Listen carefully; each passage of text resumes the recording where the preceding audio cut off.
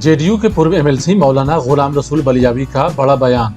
मौलाना गुलाम रसूल बलियावी ने कहा कि मुसलमानों की तस्वीर को बिगाड़ने की लगातार कोशिश की जा रही है, लेकिन इस देश का मुसलमान विदेशों में काम करके अपने देश में पैसा भेजते हैं। लेकिन कुछ लोग ऐसे भी हैं जो देश का पैसा लेकर विदेश भाग जाते हैं। मौलाना गुलाम रसूल बलियावी ने कहा कि मीडिया में दो ही नाम सुर्खियों में रहता है, एक मुसलमान और दूसरा पाकिस्तान। मौलाना बलियावी का कहना है कि पाकिस्तान को अगर हमेशा के लिए सबक सिखाना चाहते हैं तो मुसलमानों को फौज में 30% आरक्षण दे दीजिए। पाकिस्तान का मसला हमेशा के लिए हमारे नौजवान खत्म कर देंगे। मौलाना गुलाम रसूल बलियावी के मुताबिक गलत प्रचार करना और सही बातों को छिपाना देश हित के लिए सही नहीं है। इस देश में रहने वाला हर व्यक्ति एक दूसरे का भाई है।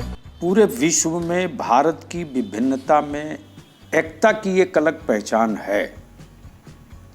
जब देश की बात आती है तो हम भूल जाते हैं कि कौन ओड़िया है, कौन बंगला है, कौन पंजाबी है, कौन गुजराती है, कौन मराठी है, कौन आसामी है। हम सब भारतीय होते हैं। तो भारत के प्रति सभी भारतीयों को, सभी समुदाय को जो एक मिट्टी से लगाव है, इसको मोनोप्लेट किया गया है और इसके बीच एक खाई बनाने का प्रयास हुआ है। और वो इस तरह से कि सभी वर्गों के युवाओं को बीएसएफ में, आपके सीआरपी में, बॉर्डर सिक्योरिटी फोर्सेस में अलग अलग रेजिमेंट भी हैं, जैसे सिख रेजिमेंट है, गोरखा रेजिमेंट है, आपके विभिन्न रेजिमेंट हैं। पहले किसी ज़माने में पठान रेजिमेंट करके एक हुआ करता था। क्यों इसको हटाया गया, ये आज तक देश को बताया नहीं गया।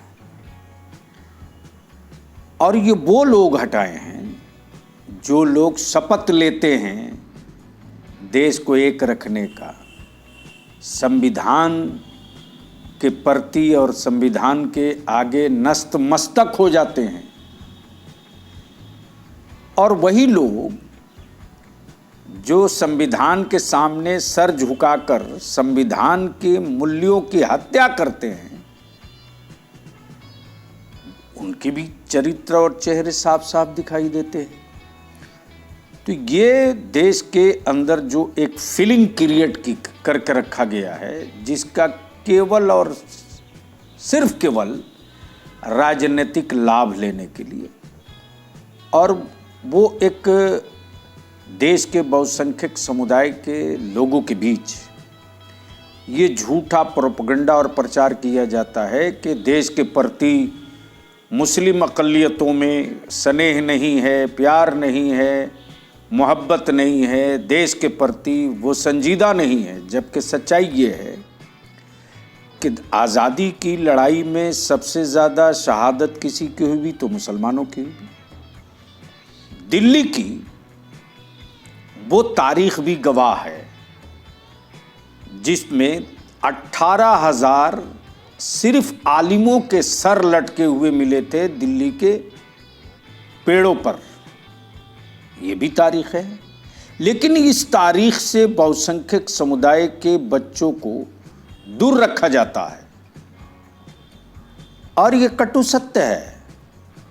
उनको मालूम है कि भारत की आज़ादी की लड़ाई की सही इतिहास और मुसलमानों की कुर्बानी देश के बहुसंख्यक युवाओं के सामने आ जाएगी तो इन लोगों की राजनीति की दुकान बंद हो जाएगी। तो वतन के लिए सीने पर गोली खाना, टैंक तोड़ना, टकरा जाना देश के लिए, ये तो मुसलमानों को विरासत में मिली है।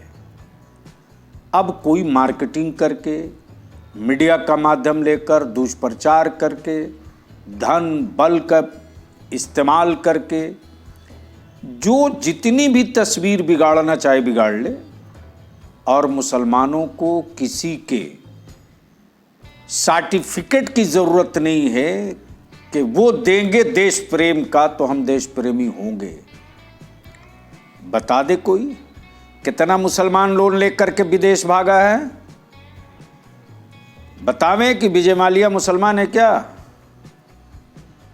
क्यों नहीं बोलते? वो हीरा का जो व्यापारी गया, नीरव मोदी, मुसलमान था क्या?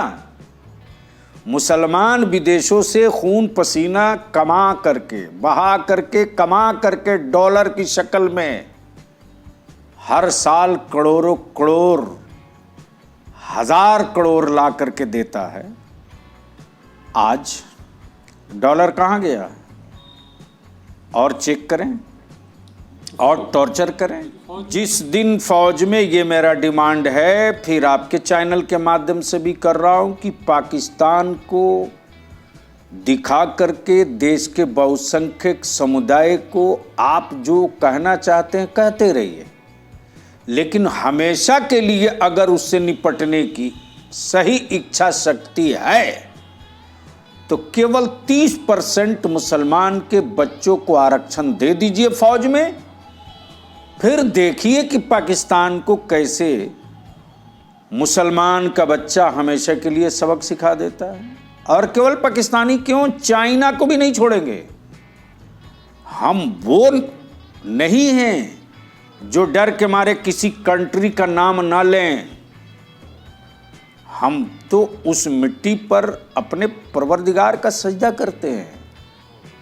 तो जिस मिट्टी पर मुसलमान अपने अल्लाह का सजदा करता हो, वह अपने जिस्म पर तो जख्म खा सकता है, अपने मादरे वतन पर कभी जख्म नहीं लगने देगा। ये लोगों को पता है। लेकिन ले दे करके एक दुष्प्रचार का माध्यम है उनके पास, चूंकि इस वक्त सारा तंत्र मंत्र सब उन्हीं के पास है।